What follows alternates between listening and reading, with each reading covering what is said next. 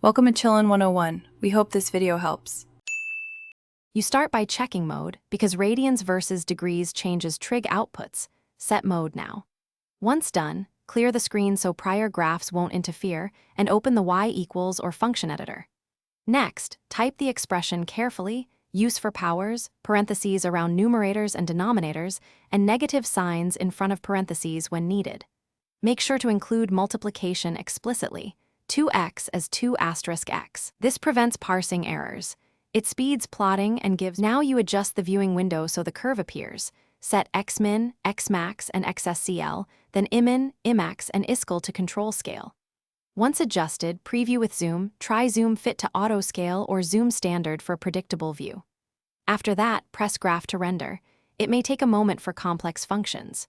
Use trace to move along the curve or calc for exact values like intersections, maxima, and zeros. This helps you interpret behavior, asymptotes, and turning points. To finish, analyze with the calc menu.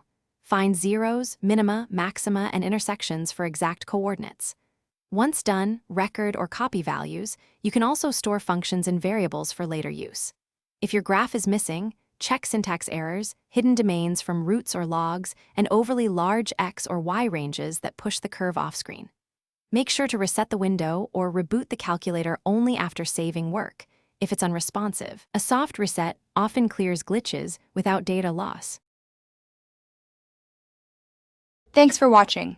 Consider subscribing if we helped you.